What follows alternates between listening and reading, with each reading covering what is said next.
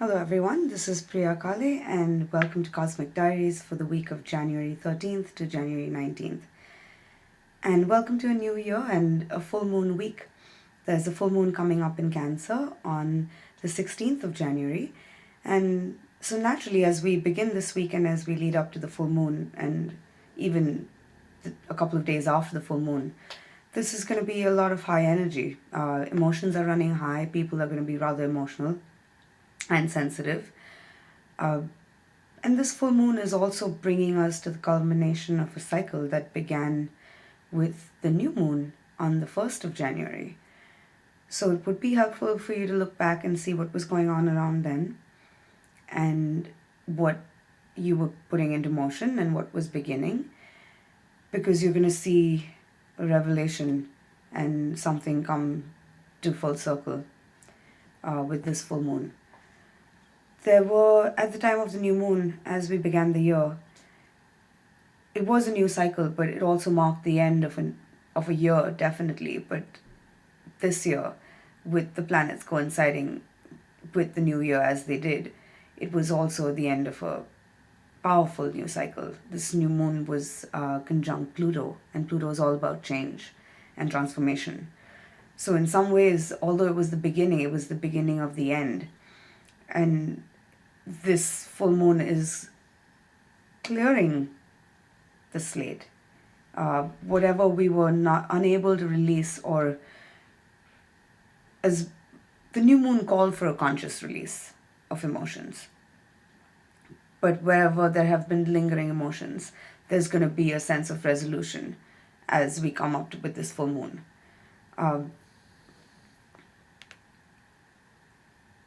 Also, there's been a need for reclaiming one's power in situations and one's authority. So wherever you may have felt like you were coming up against something greater than you, that's your moment of reflection, to look back inward, to see that was your moment of, having to look back inward to see how you can let go of that power struggle, because anything that we see in the external world is really a mirror to what we're trying to resolve in our external world. So now, yesterday was the Sun-Venus conjunction in Capricorn, which was rather special. So there may have even been, quite recently, a lot of past relationships coming up for review and reevaluation. Maybe people coming back into your life, or perhaps even ghosts of the past coming up for resolution. And as we come up on the full moon, Venus will square Mars. So this is going to be a rather passionate full moon with, it could get steamy. So if you are in a relationship, make love, not war. And even if you aren't in a relationship or romantic relationship, this relates with all of your relationships, not just what we, necessarily consider to be a relationship, but any person you're relating with is a relationship in a sense. And anytime Mars and Venus will make contacts in the sky, relationships will come up, as well as financial situations. And it's also a very fertile climate for creativity. So on a business or professional level, this could be, actually on all levels, this is the turning point in relationships, in financial situations, as well as your own creativity. And when I say creativity, you don't have to be an artist necessarily in the traditional sense of the word.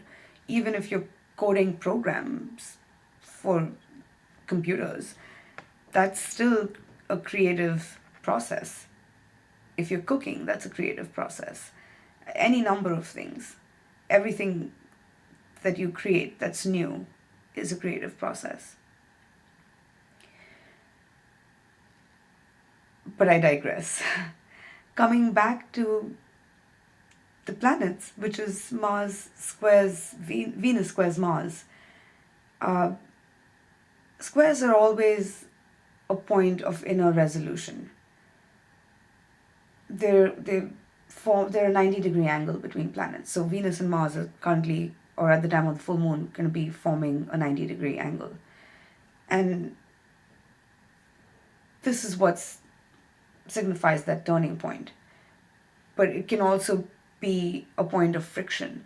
So if you're sensing friction externally or feeling frustrated with someone else, that's a useful point to, or rather cue, to look inward and ask yourself, what is it, or what are the needs that aren't being met? Because now this is a full moon in Cancer, and Cancer points to, yes, your emotions, because Cancer is the sign of emotions and it's ruled by the moon. So the moon is going to be full in her sign. It's a overflow of emotions. And on another note, we're hearing a lot about the radiation in Fukushima, and Cancer represents the ocean and ocean life.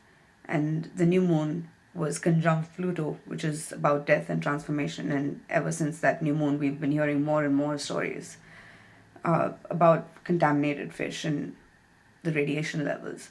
So we'll have more news on that by the time of the full moon, I'm sure. But coming back to just your personal emotional state as well, this is a release of emotions. And if there's a sense of frustration or coming up against something that has felt like a battle, this is your chance to find that resolution internally first. And then you can communicate with the people involved and first acknowledge your needs before you expect someone else to fulfill them. And really, we can't expect somebody else to fulfill our needs. So the sun is in Capricorn, which is a sign of maturity and responsibility. And until we start taking responsibility for our own emotions, we can't really affect any change. Because as long as our emotions are attached, or our well-being or happiness is attached to anything in the external, that's transient and it will pass. So this is about really finding a level of emotional balance and maturity internally first. So that's really, a big part of what's coming up around this full moon. Also, this is the last week of the sun in Capricorn as we move towards this full moon, and the sun enters Aquarius on the 19th of January at 11:51 p.m. Eastern Time, New York. So that would be on the 20th of January in other parts of the world, UK, Australia, India, and most other parts of the world. So now as you move towards this full moon and this last week of the sun in Capricorn, it's really a time to get clear on your long-term goals and your goals, and make sure that, or rather be very honest with yourself about what your motivations are, and make sure your goals are rooted in integrity and not in superficial attachments to success. Because the deeper your roots go, the higher the tree will grow. And so this is a time for you to really focus on those goals and recognize the commitment and dedication it will take to walk that path and get there. And the higher you climb, the more perilous the journey. So it will require for that level of maturity and mastery of oneself. And I mean that on every level, professionally, personally, in your interactions with people, on every level. And of course, once again, with this full moon coming up, the nurturing one receives as a child certainly does form the foundation of what one is capable of achieving on a certain extent, but to a certain extent. But yes, the past may shape us, but it does not define you or define us. And really what's happening right now is, no matter who you are, we're all being asked to break past our conditioning and recognize The world is changing, and this is about finding a core purpose that you were put on this planet for and reaching for it and being fearless as you reach for it. Acknowledging your desires. This is in your relationships again with that Mars Venus square. Acknowledging your desires first rather than being in denial of them or perhaps projecting them out or holding on to expectations of reciprocation. This is taking responsibility for your emotions, and then change can happen. So that's about the last week of the Sun in Capricorn. Get clear on your goals, and then you can move forward. And we'll get back to the Sun in Aquarius next week. But another thing that's going on this week is Mercury has now entered Aquarius yesterday on January 11th. And Mercury will now be in Aquarius until the 31st of January. Mercury also enters shadow so that means we're moving towards a Mercury retrograde pretty soon, early February actually. But Mercury enters shadow, I believe it's on the 22nd of January. I will post that information later, but it's not this week. But now this is a much easier placement for Mercury. And Mercury is exalted in this sign, which means the best qualities of Mercury and Aquarius, it's easier to manifest them. Mercury is the mind, and the mind is dualistic, and it prevents us from seeing reality as it is. Aquarius takes us beyond the mind.